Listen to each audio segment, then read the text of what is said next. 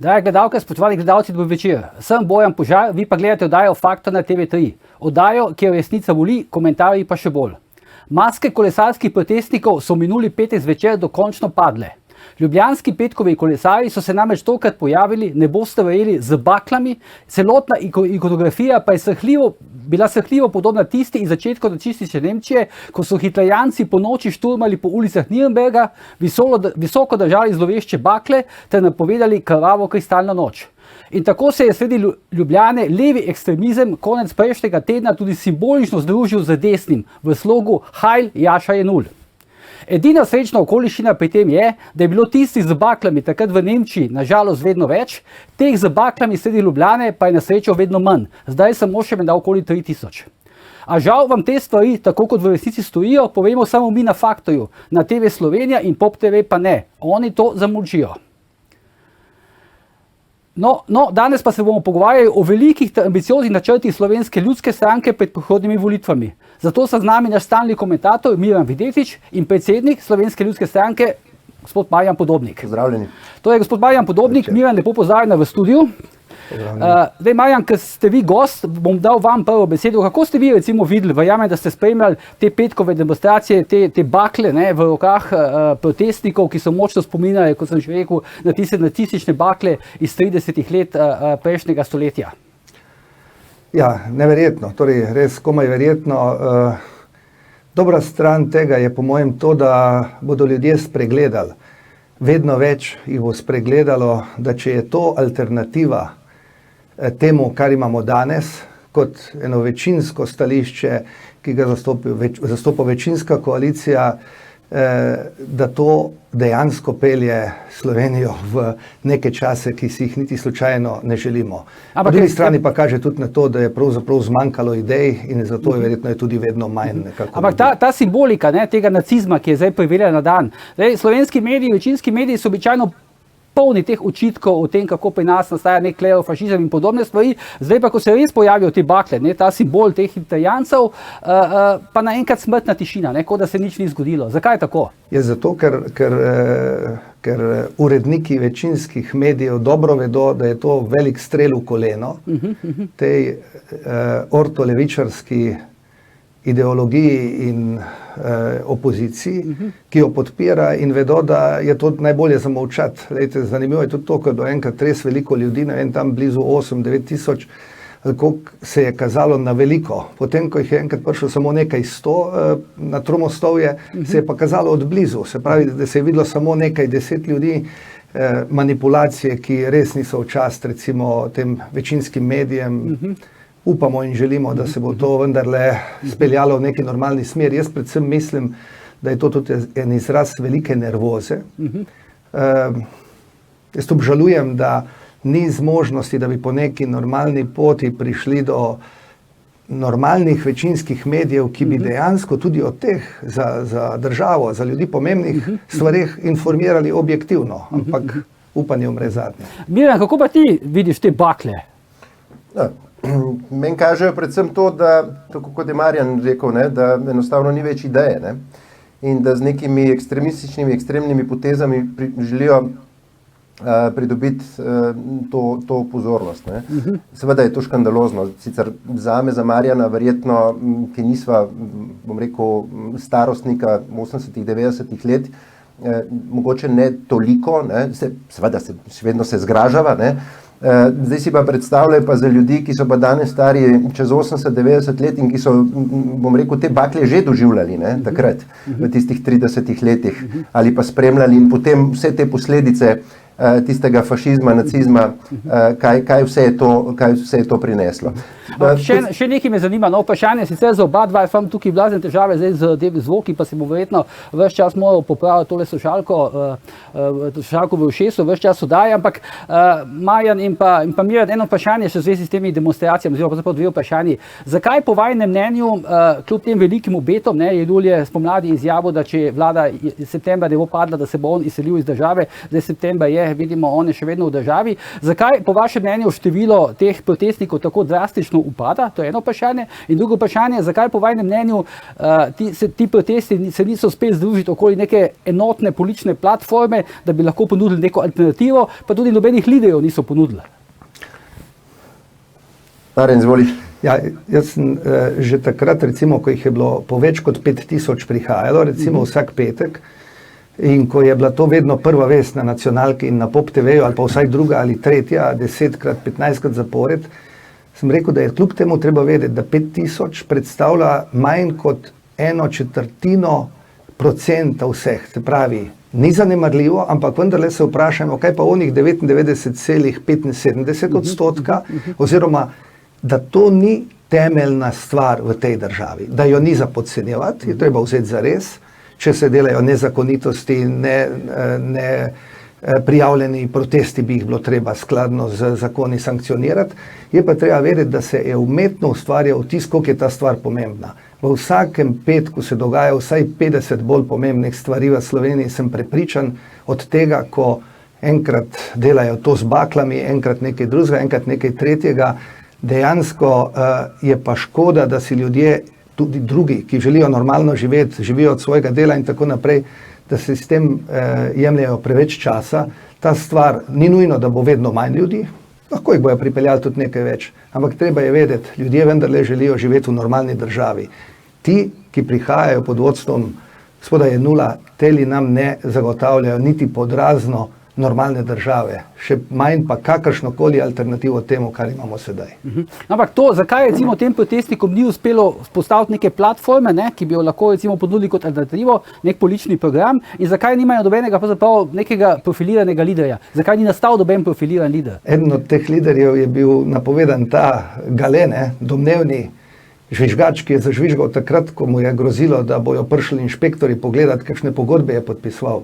In 4 tarče zapored so me napadali, obtoževali, pa mi tarča ni dala 1 minute možnosti soočenja z njim ali odgovora na to, kar je on obtoževal. Se pravi, popolna manipulacija. In skušali so, to je podcenjevanje ljudi, da bodo na tak način ustvarili novo osebo, nov obraz. Po drugi strani pa tudi politične stranke so toliko realne, tiste, ki so tradicionalne na levem političnem polu, da so vedeli, da to ni zgodba, iz katere bi lahko naredili neka bistveno dodano vrednost, in so po začetnih poskusih bolj kot ne so se umaknili. Miran, a nimaš mogoče, ne vem, jaz sem včasih ta občutek, da so celo te stranke na levici, podobni, ki je tole zdaj malo menil, celo ugotovili, da bi lahko to bila neka konkurenca, pa so se počasno malo distancirali. Ravno to sem želel povedati, da enostavno ali so ugotovili, da je konkurenca, ali so pa ugotovili, da grejo predaleč. Prvo, kar mislim pa, da je treba povedati, je pa to, da če gledamo skozi čas te neke demonstracije, recimo še v bivši Jugoslaviji, tiste študentske demonstracije v 70-ih letih, takrat so recimo te demonstranti, pa voditelji teh demonstrantov bili neke precej močne persone, ki so tudi kasneje v tem političnem življenju, nekateri potem še v teh samostojnih državah, kar naredile, bom rekel, neko precej krasno politično kariero. Zdaj, tukaj se pa zdi, da so bile demonstracije samo zaradi tega, ker je nekdo posiljeval v to. Se pravi, ni bilo ideje... Kaj se pa demonstracije zaradi demonstracije? Ja, seveda. In seveda se je tle en cel kup ali pa en koš nekih interesov najdlo. Pri temu Jenullu jaz ne vidim drugega kot... Jaz sem šel danes prav kot zanimivost pogledati na ta erar. Recimo, kje je on tako uspešen režiser, s kom dela, kaj dela in podobno. On, torej njega erar ne zazna. Zazna ga, pove, da je režiser, ampak nima prihodkov iz naslova nikakršnih kulturnih ustanov v Sloveniji, za razliko enega Vinka Möderndorferja, ne vem, Jureta Ivanušiča in podobno. Torej, bi človek lahko sklepal, da njemu ta vlada niti, skratka, nič ni vzela, ker nič ni imel. Od česa živi, kako živi, dopušča možnost, da se financira prek nekih organizacij, pa vendar le, z ogromno časa, z ogromno, treba mu je priznati, energije, z idejami, ki presegajo mejo dobrega okusa, se je pojavil verjetno tudi z neko idejo, da se predstavi ali pa da se postavi v vrsto na levi strani tistih, ki naj bi uspeli v nekih konec koncev lahko tudi v političnih vodah. Jaz mislim, da mu to ni uspelo, da praktično so te demonstracije ali pa ta kolesarjanja več ali manj razbita. Leva politična stran se umika od njih, lahko ste opazili v zadnjih dneh celo vrsto nekih izjav v to smer, nažalost. Zaenkrat samo strani SD-ja, LMŠ se še ni, bom rekel, Šarec se še ni distanciral od tega, Levica se pa verjetno nikoli ne bo, ker to je praktično njihova zgodba tega ekstremizma.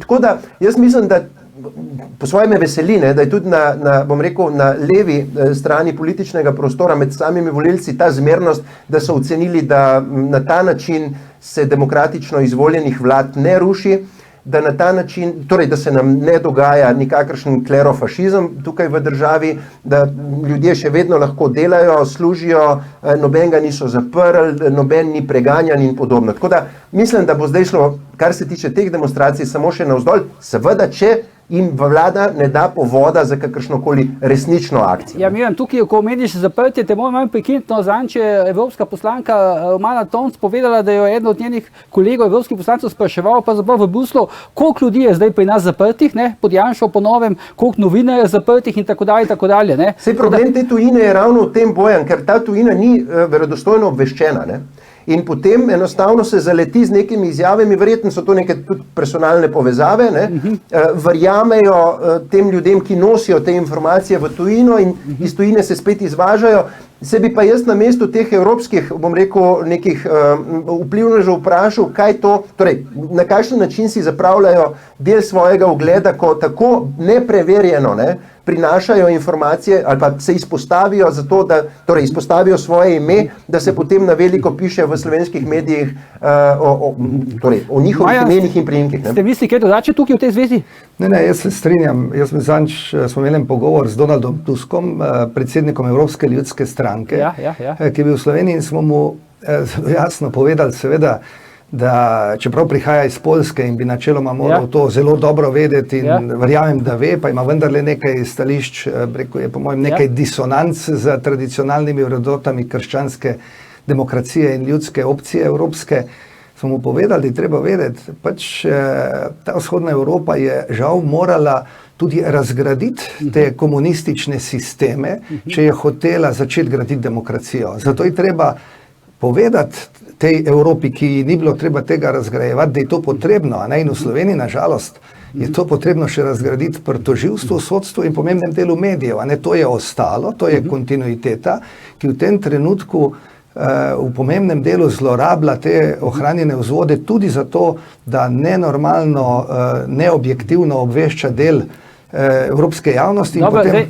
Gospod Podobnik, trenutek vas moram prekiniti, gremo na oglas, pa potem, ko se vrnemo, bo se končali to misel, pa gremo takoj na aranžma Slovenske ljudske stranke.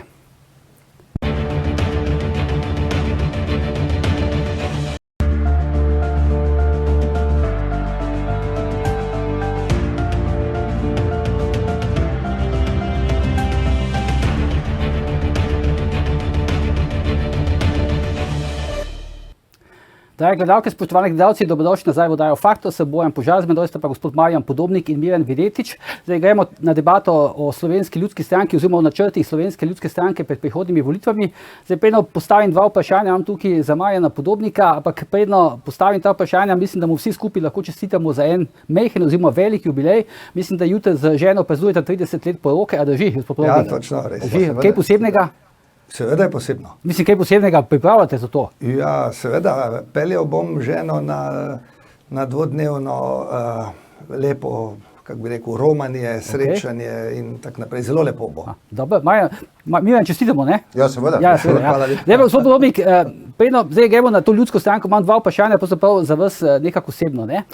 Najprej, recimo, kako odgovarjate na nekatere, recimo, ko bi rekel, kritike pa pripombe na to, recimo, da nekako vi, ko ste se vrnili v politiko, da vas je starejša generacija že mogoče malo naveličena, ko ste povratnik, mladi vas pa ne poznajo, pa me zanima, kako to komentirate. To je ena stvar. Drugo vprašanje pa, zdaj po tistem, ko ste se vrnili za predsednika Slovenske ljudske stranke, je bil nek velik boom, tudi Slovenska ljudska stranka je precej skočila takrat na anketah javnega mnenja, zdaj ste pa nekje padli tam nekje v neko sivino in se gibljete med 1 in 2%. Zdaj me zanima, ali ste zgubili nek tempo oziroma sapo ste zgubili, kaj se je pravzaprav zgodilo?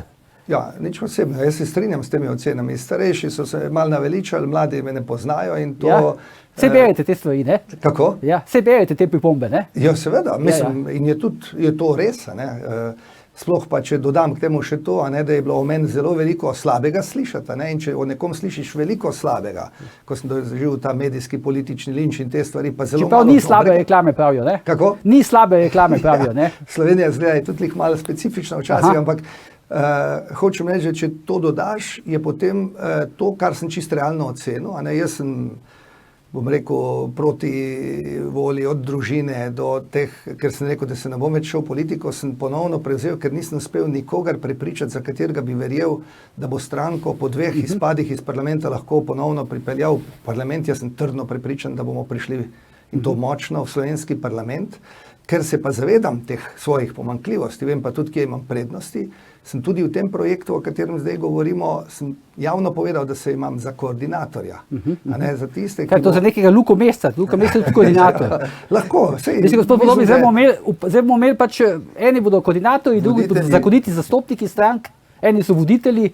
Ja, sej, če vsak ustrezno opravlja svoje delo, je čisto v redu. Aha, okay. Se pravi, jaz vidim svojo vlogo kot nekdo, ki vendarle zelo dobro pozna stranko. Mi imamo sicer stranko, ki je stara 128 let, 1892 so naši temelji, pa najstarejša slovenska ljudska stranka 1988, najstarejša slovenska stranka od leta 1988.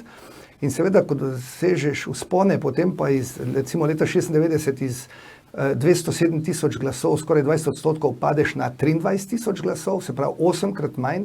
To ni samo računski političen problem, je tudi psihološki problem. In je bilo treba preprosto zdaj na novo vzpostaviti v bistvu novo zaupanje, najprej upanje, potem zaupanje.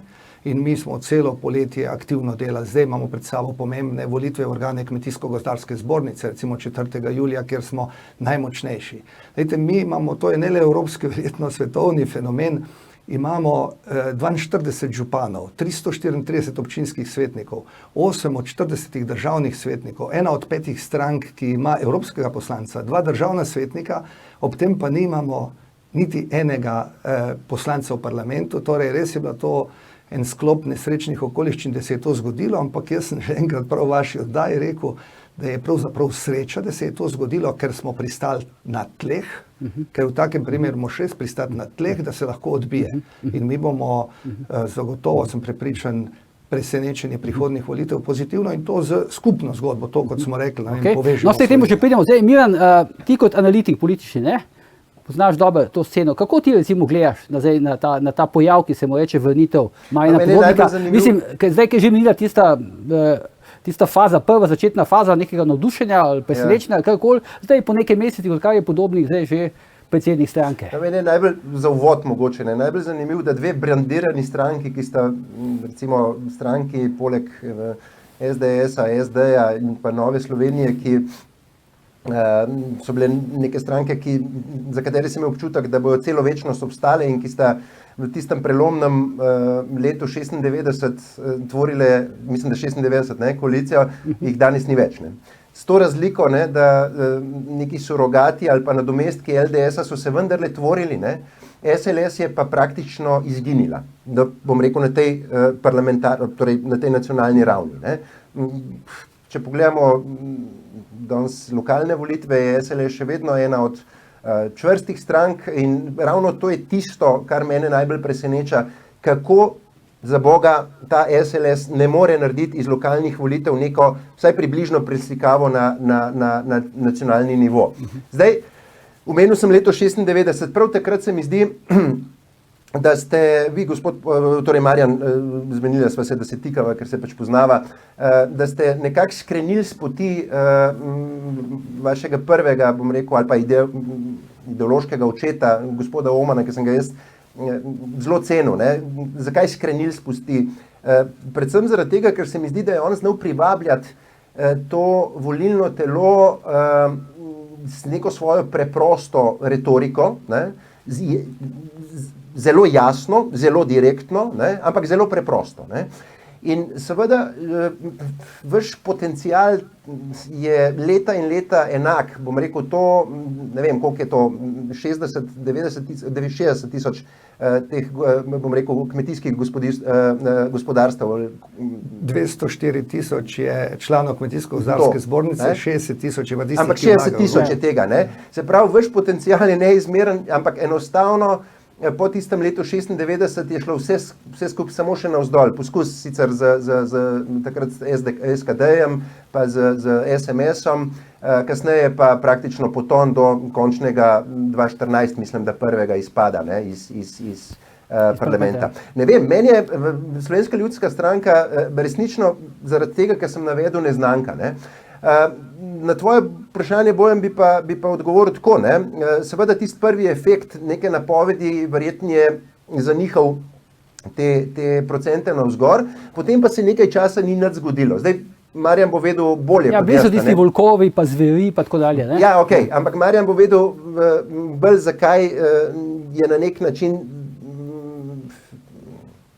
recimo, da je tiho, ne, ta moment, ali pripravlja kakršnakoli odmevna imena, ki se bojo pridružila, ali pripravlja kakršenkoli odmeven program, vsekakor pa, tako kot sem rekel, ne, več razlogov, na desni strani bi mogli biti več razlogov interesa za vstop SLS-a ponovno v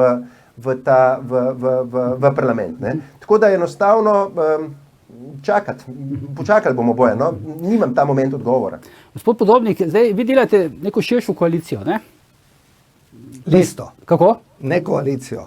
Mi pripravljamo širšo listo, z delovnim nazivom Povežimo Slovenijo, katere temeljni cilj je, da bi stranke, skupine, posamezniki, ki zastopajo neko pomembno vsebino in predstavljajo en del populacije, nimajo po našem volilnem sistemu možnosti, da pridejo v parlament, da preko take liste lahko vstopijo v parlament in lahko naprej tudi v vlado. Naprimer, kmetje in ljudje... Kaj se pa razlika zdaj? To ni koalicija, ki se zbira okoli Slovenske ljudske stranke? Kakšna je razlika? Mi delamo listo popolnoma enakovrednih strank, skupin posameznikov. Recimo, ko Slovenska ljudska stranka 2 mandata ni v parlamentu, glavni interesi podeželja, še poudarjeno pa kmetov, kmečkih družin, tak naprej, jih ni v parlamentu in to se vidi kot slabo. Ko zelenih ni v parlamentu, se čuti, da manjka ta okoljska dimenzija. Ko obrtnikov recimo ni v parlamentu, ni cilj, da bi naredili obrtniško stranko, ampak se pogovarjamo z obrtniškimi organizacijami, da bodo oni tudi imeli 3 okraje z svojimi 3 nosilci z izvoljivih okrajev, da bodo zastopali stališča obrti in podjetništva v parlamentu. Pa recimo, ne vem, Oto Pestner bo zastopal glasbenike v parlamentu, bo kandidiral v nekem okraju, kjer bo imel največ možnosti za izvolitev, zato da bodo slovenski glasbeniki, ki imajo veliko problemov. Z gospodom Pestnerjem so dogovorjeni. Jo, seveda. In tu je zdaj zelo velik interes, zakaj? Ker ravno to, kar je bil prej minus, da neka celo Slovenska ljudska stranka s tako močno organiziranostjo, dokler ljudje niso verjeli, da bomo zanesljivo prišli v parlament, ne želiš kandidirati. Se pravi, greš kandidirati kot neko občutek odgovornosti. Zdaj se pa postavlja vprašanje, a bo lahko ta kandidiral v tej občini. Imamo izjemno močna okolja, ne vem, Štajerske, Posavja, delov Dolenjske in tako naprej. In vsak ima svojega nosilca. V Mariboru bo nosilc Kangler, ki ima 10 svetnikov v mestnem svetu. Na Ptuju ima Čuš, predsednik Zelenih Slovenije, 6 svetnikov v mestnem svetu. Na Celjskem se pogovarjamo s Šrotom, se še nismo dokončno dogovorili, je najmočnejši na Celjskem in to so nosilci. V parlamentarnem sistemu ti nimaš, v teh proporcionalnih volitvah, ti nimaš enega nosilca v tem smislu, sploh pa pri taki listi. In jaz sem rekel, jaz imam tu sebe za koordinatorja, vsak bo enakovredno lahko nastopil. In kaj pomeni ta enakovrednost? Da imamo samo osnovni skupen program. Jaz sem ga v enem stavku rekel, to je slovenska ustava in zdrava kmečka pamet. Marjan, dovolj. Ja, se počujem, Miran, samo še nekaj. Ampak zakaj, gospod Podobnik, ste se zdaj recimo v tem kontekstu vi odločili, da boste naenkrat, kako da rečem, ste se umaknili korak nazaj v vlogo koordinatorja? Je preprosto zato, ker vem, da bo Kangler veliko več dobil v Mariboru, ker bo sebe promoviral, kot če bi mene kot svojega predsednika. Ja, vemo, vi boste kandidirali, ne? Prosim? Vi boste kandidirali? Seveda, jaz bom kandidiral ali tam, kjer zdaj živim, ali tam, kjer sem Ampak prej kandidirali živel. boste kot predsednik ljudske stranke, ne? Seveda, kot predsednik ljudske stranke, Franci Bogovič bo tudi kandidiral, Ja. evropski poslanec bo kandidiral, Okej. v Krškem pa še kje. Tisti ta najmočnejši bomo v dveh okrajih recimo kandidirali, potem bojo Gospod- kandidiralo vsaj 10-15 županov v močnih občinah. Ampak sicer ta ideja, vaša ideja, ne, zdaj že nekaj časa zrela, ne, da bi parlament sprejel zakon, s katerim bi vrnil možnost, da se združita funkciji župana in poslanca, ne, to bi vam ogromno pomenilo. Ne? Seveda, jaz sem se ravno danes pogovarjal tudi s predstavniki SD-ja pa nekaterih drugih strank, lejte, ker zaenkrat žal ne kaže, da bomo prišli kmalu do regionalizacije Slovenije. Je treba vedeti, da bi župani tudi manjših, podeželskih, obmejnih občin, lahko bi hkrati poslanci, bi naredilo en korak proti tej negativni centralizaciji, ker se dogaja, ker lahko vsak župan, ki je poslanec, lahko postavi poslansko vprašanje vsakemu ministru, da ta vprašanja pridejo avtentična do izraza. Jaz se zavedam seveda, da to nam pomeni kot stranka, pa tudi drugim strankam, ki imajo župane na desno-sredinskem, na levo-sredinskem polu. Predvsem bi pa nadomestilo to dejstvo, da ne pride do regionalizacije. Naj povem eno misel. A veste, zakaj jaz mislim, da ne bo prišlo do regionalizacije? Še dolgo. Miran, 42 županov ima Slovenska ljudska stranka. Tako. Če bi bil recimo sprejet ta zakon, ne, da bi bila spet združljiva poslanska in županska funkcija, a misliš, da bi to povzročilo prihod, avtomatično povzročilo prihod SDS v parlament? Nedvomno bi olajšalo, zdaj pa, če bi pa uspeli, je pa vprašanje, ker se pravi, meni je ta neznanka, zakaj oni tega ne morejo preslikati na nacionalni nivo. Ja, verjetno, ker župani ne kandidirajo. Ne, seveda ne kandidirajo, lahko pa močno agitirajo. Ja, dobro, to je ena agitacija, drugo je kandidatura, Miran. Ja, okej. Če lahko povem še svoje mnenje, ne moramo le vedeti, kaj smo mi imeli vmes. Izključilo se je ogromno ljudi. Ko se je imelo neke morda dobronamerne cilje, da bomo res neka čista stranka, se je izključevalo ugledne ljudi. Mene so izključili, treba vedeti, mene so 3 leta pa pol nazaj izključili Slovenske ljudske stranke. Potem so me celo tisti, ki so me izključili, povabili nazaj, ne le v stranko, ampak da vodim Slovensko ljudsko stranko. To je fenomen, ne? Kar pomeni, da smo imeli zelo hude dileme znotraj stranke in te dileme so se gotovo čutile tudi navzven in so prispevali k temu, da nismo bili prepričljivi pri nagovarjanju. Ampak gospod Marjan Podobnik, zdaj gledajte, omenjata se vsaj še 2 znani imeni, koliko sem jaz zdaj videl iz teh zapisov oziroma slišal iz teh kuloarjev. Eno je gospod Ernest Petrič, ne, bivši ustavni sodnik, pa svetovalec Boruta Pahorja, in pa gospod Andrej Šter, ne, to drži. Lejte, teh imen je neprimerno več. Aha. Mi smo ravno... Ampak recimo, zdaj, če se ostavimo okoli teh 2 imen, a drži, da boste dva kandidirala na vaši strani? Mi z nobenim nismo nič dokončnega rekli, predvsem zaradi tega. Andrej Šter je član Slovenske ljudske stranke, aktiven državljan. Jaz sem zelo ponosen, da je tudi skozi najtežje čase ljudske stranke vedno ostal zvest Slovenski ljudski stranki in karkoli. Marsikdo pri gospodu Šteru morda ne ve, pa so že pozabili, da je bil gospod včasih minister za notranje zadeve, ne? Seveda, ampak kot pravim, si je naredil velik ugled in so mu vse stvari odprte. Dr. Ernest Petrič je ugleden bivši predsednik ustavnega sodišča, ki je sam povedal celo javno, da tudi je pripravljen podpreti recimo to tudi neposredno in veste, to je šele začetek, ker kaj se bo zdaj zgodilo v naslednji fazi, ne? Tisto, kar tudi želimo. A to velja, gospod Podobnik, ne glede na to, kdaj bodo volitve, ali bodo letos ali bodo, ne vem, čez 2 leti. Seveda, mi smo pripravljeni, recimo mi imamo v tem trenutku, jaz se upam trditi, eno od 4 najmočnejših list. Če bi bile čez 2 meseca volitve, bi lista Povežimo Slovenija bila gotovo najmanj ena izmed 4 najmočnejših list. Pa ste vi že registrirali to ime, ali kako? Prosim? Vi ste že registrirali to ime Povežimo Slovenijo? To je že uradni naziv ali je to delovni naziv? Ne, to je delovni naziv, ki ga sicer dr. Čepar pelje že mnoga leta, ko se ljudje iz različnih območij Slovenije, iz Slovenske ljudske stranke med sebojno srečujejo in je bilo Povežimo Slovenijo, ker pa čutimo, da rabimo ljudje tudi povezave v Sloveniji, ne samo trde delitve, se je nam zdelo to zelo dobro delovno ime in nekaj takega bo verjetno tudi naziv te liste. In kot rečeno, imamo res močne ljudi in prej je bilo omenjeno, kaj je še pomembno. Vprašanje aktivnega državljanstva, da ni nujno, da moraš ti narediti stranko ali pa iti v neko stranko, da lahko kot nek aktiven državljan, ki imaš nekaj zapovedati, ki si se pripravljen izpostaviti, ki si imaš morda svetovne izkušnje ali pa domače izkušnje, ki si pripravljen tvegati, da imaš preprosto možnost, da kot oseba z imenom in priimkom nekje kandidiraš in vsi ostali, ki s tabo kandidirajo, In ti dajejo... to možnost boste vi ponujali, kako? To možnost bo najmanj 15 okrajev bodo pokrili aktivni državljani. Zakaj pa kako ste prišli do 15 okrajev? Zato, ker imamo zdaj ostale v glavnem že zelo močnimi kandidati ali močnimi župani, močnimi obrtniki, podjetniki, močna skupina upokojencev, ki se bori za pravične pokojnine, se zdaj z njimi dogovarjamo in tako naprej. In tu pričakujemo eno močno skupino mladih. Jaz se spomnim, ko so se baltske države osamosvajale, so bili povprečna starost njihove vlade bila ene od teh baltskih držav nekaj pod 30 let.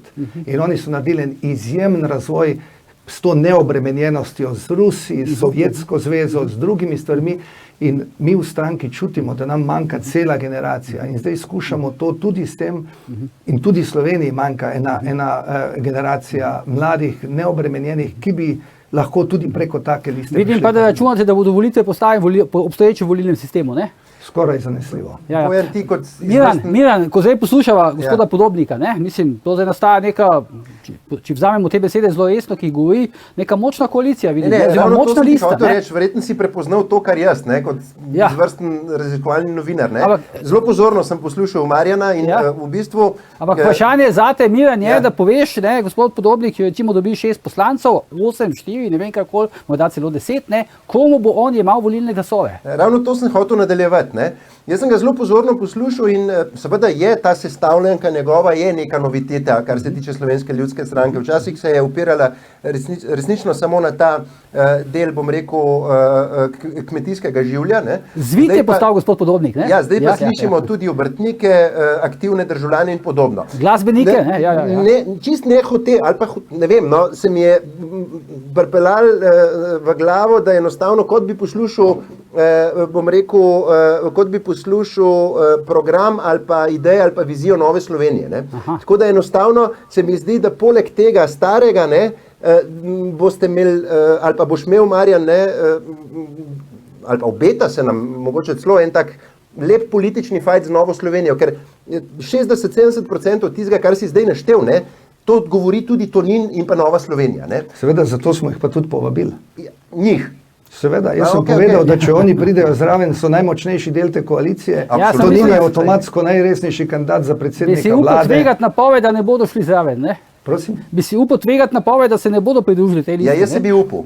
Kako? Ja, verjetno. Jaz si bi upal, da ne bojo šli. Ja, no. Ja.